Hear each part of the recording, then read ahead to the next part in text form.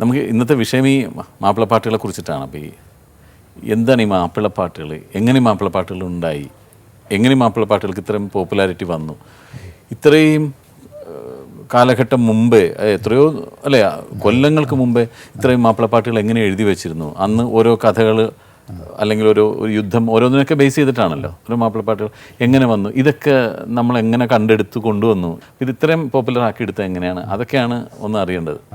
ഇന്നിപ്പോൾ നമ്മുടെ ഉള്ളിൽ ഏറ്റവും വലിയ മാപ്പിളപ്പാട്ടിൻ്റെ കാരണവരെന്ന് പറയുന്ന കുട്ടിക്കാണല്ലേ, ശ്രീ വി എം കുട്ടി. കണ്ടാൽ ഏറ്റവും ചെറിയ പയ്യനാണെന്ന് തോന്നുമെങ്കിലും ഇന്ന് ഞങ്ങളൊക്കെ കാരണവരായിട്ട് വിളിക്കുന്ന വി എം കുട്ടി മാഷിനെ തന്നെയാണ്. അപ്പോൾ നമുക്ക് കുട്ടിക്കടയിൽ നിന്ന് തന്നെ തുടങ്ങാം. എവിടെ നിന്നാണ് കുട്ടിക്ക് ഈ മാപ്പിളപ്പാട്ടിൻ്റെ ഒരു തുടക്കം എങ്ങനെയായിരുന്നു? മാപ്പിളപ്പാട്ട് എന്ന് പറയുന്നത് മാപ്പിളമാരുടെ വാമൊഴിയിലും പിന്നെ സാഹിത്യത്തിൽ ലിപിയിലും എഴുതിയിട്ടുള്ള പാട്ടുകൾക്കാണ്. മാപ്പിളമാർ എന്ന് പറയുന്നത് എല്ലാ മുസ്ലിങ്ങളും മാപ്പിളമാരല്ല, എല്ലാ മാപ്പിളമാരും മുസ്ലിങ്ങളും അല്ല. അതായത് ഇപ്പം വർഗീസ് മാപ്പിള, മത്തായി മാപ്പിള, പൗലോസ് മാപ്പിള തുടങ്ങിയതുപോലെ വീരാ മാപ്പിള, മുഹമ്മദ് മാപ്പിള എന്ന് പറഞ്ഞിട്ട് അപ്പോൾ പല വിഭാഗത്തിൽപ്പെട്ടവരെയും മാപ്പിള എന്ന് പറയുന്നുണ്ട്. ഇവിടെ കേരളത്തിൽ ആദ്യം ഉണ്ടായിരുന്നത് ജൈനമതം, ബുദ്ധമതം, ഹിന്ദുമതമായിരുന്നു.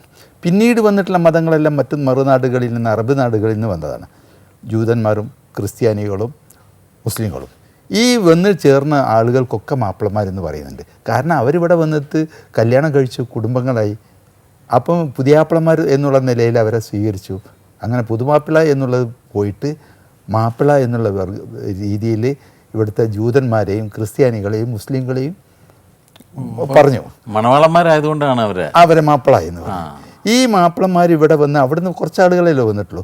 ബാക്കി ഇവിടെ ഉണ്ടായിരുന്ന നമ്പൂരിമാരും ഇഴവന്മാരും പുലയന്മാരും പല വർഗത്തിലുള്ള ജൂതന്മാരും ക്രിസ്ത്യാനികളുമായ ആളുകളാണ് ഈ മതപരിവർത്തനത്തിലേക്ക് വന്നിട്ടുള്ളത്, ഇസ്ലാം മതത്തിലേക്ക് വന്ന്. അപ്പോൾ ഇവിടെ ഉണ്ടായിരുന്ന കലാരൂപങ്ങളുണ്ട്. ഹൈന്ദവരുടെ ഇടയിലുണ്ടായിരുന്ന കലാരൂപങ്ങൾ ജൂതന്മാരായ പിന്നെ മാപ്പിളമാരും ക്രിസ്ത്യാനികളായ മാപ്പിളമാരും അനുകരിച്ചു.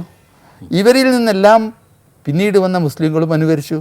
അതിന് ഇവിടെ ഉണ്ടായിരുന്ന ആദ്യത്തെ പാട്ട് പിന്നെ കാകളി വൃത്തമാണ്. കാകളി വൃത്ത ആണ് പിന്നെ ആദ്യം വന്നിട്ടുള്ള ക്രിസ്ത്യാനികളുടെ ഇടയിൽ ഒരു മൈലാഞ്ചി പാട്ടുണ്ട്. ഇന്നിപ്പോൾ നമ്മൾ മുസ്ലിം വീടുകളിലല്ലേ മൈലാഞ്ചി, എന്നാൽ യഥാർത്ഥത്തിൽ ക്രിസ്ത്യാനികളുടെ ഇടയിൽ ഒരു മൈലാഞ്ചി പാട്ടുണ്ട്.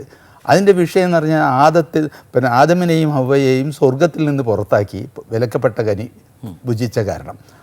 അതുകൊണ്ട് അതിൻ്റെ പ്രായശ്ചിത്തത്തിന് വേണ്ടിയിട്ട് അവർ കല്യാണ ദിവസം മൈലാഞ്ചി അണിയിക്കുന്നു. അതാണ് മാർഗംകളി. അല്ല, മാർഗംകളി.